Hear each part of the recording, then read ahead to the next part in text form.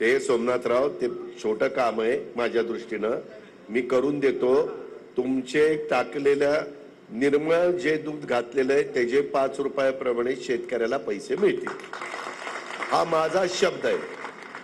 त्याच्यामुळं आणि त्याचा आचारसंहितेचा संबंध नाही, कारण आचारसंहिता सुरू व्हायच्या आधी ते डिक्लेअर केलेलं आहे, तरतूद केलेली आहे. त्याच्यावर तसं काही काळजी करू नका. एक अरे थांबा रे बाबा, मला एक सांगायचं आहे. त्याच्यामुळं आज काय झालंय, इतक्या आधी आपण नेहमीच सगळ्यांनी मिळून आपले बूथ वाईज कमिट्या व्यवस्थित केलेल्या आहेत. तो डाटा सगळा राष्ट्रवादीच्या ऑफिसमध्ये होता. आता त्या डाटाचे नंबर घेऊन सगळ्यांना तुम्हाला संपर्क साधले जात आहे आपल्या विरोधी पक्षाच्याकडनं. आणि त्यामध्ये माझी तुम्हाला विनंती आहे, मला इतकं काम आहे, महाराष्ट्राचं आहे, पुणे जिल्ह्याचा पालकमंत्री म्हणून आहे, बारामतीचा आहे, मला काही रोज तुम्हाला फोन करता येणार नाही.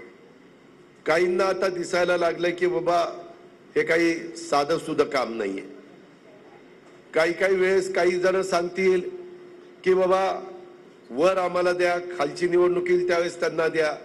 मी मागेही व्यापाऱ्यांच्या मेळाव्यात सांगितलं, वर पण मी आज देश पातळीवर राष्ट्रवादी काँग्रेस पक्ष चालवतोय. उद्याच्याला मला जर माझ्या विचाराच्या उमेदवाराला काही डाग लागला तर राज्याच्या राजकारणात देखील माझी किंमत कमी होईल, देशाच्या राजकारणात देखील माझी किंमत कमी होईल. अरे मी सांगतो रे. त्यामुळं बूथ मध्ये काम करणाऱ्यांनी, सगळ्या महिला सदस्य, पुरुष सदस्य, युवक सदस्य, सगळ्यांना माझी विनंती आहे, जे आपल्या संस्थांचे पदाधिकारी आहेत त्यांनी पण त्या ठिकाणी बाहेर पडलं पाहिजे. त्यांचे पाहुणे रावळे काय असतील त्यांना भेटून समजावून सांगून आपल्याला उद्याच्या काळामध्ये देशात एनडीएचं सरकार आणायचं आणि त्या सरकारच्या माध्यमातून आपल्या लोकसभा मतदारसंघाचा, आपल्या महाराष्ट्राचा हा विकास करून घ्यायचा आहे, कायापालट करून घ्यायचा आहे. त्याकरता नुसता माणूस व्यक्ती निवडून देऊन काम न करता नुसतं पार्लमेंटमध्ये भाषण केल्यावर प्रश्न सुटत नाही. पार्लमेंटमध्ये भाषण करून मी आता जर इथं न येता मी मुंबईमध्ये बसून भाषण करून उत्तम संसदपटू म्हणून किताब मिळवला असता आणि इथं काम बघितलीच नसती तर काम झाली असती. आज सकाळी पण मी जातो त्यावेळेस मला अनेक आया बहिणी त्या ठिकाणी शुभेच्छा देत असतात, पुरुष मंडळी शुभेच्छा देत असतात. त्यांच्या काही तक्रारी असतील तर त्याही मी ऐकून घेत असतो.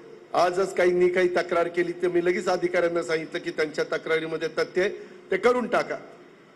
आज माझ्या तांदूळवाडीची लोक आली होती, त्यांचा तिथं काहीतरी प्रॉब्लेम आला होता. तांदूळवाडीचीच होती ना, तिथं काही प्रॉब्लेम आला होता. त्याच्यात माझं नाव सांगितलं की दादांनी पत्र दिलं आणि त्याच्यावर इथं आता 2 रस्ते होणार आहेत.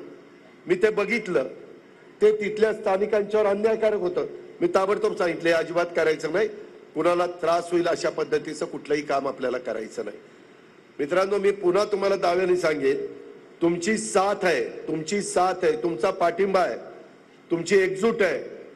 तोपर्यंत माझं काम अशाच तडफेने चालत राहील. तुम्ही त्याच्याबद्दल काळजीच करू नका.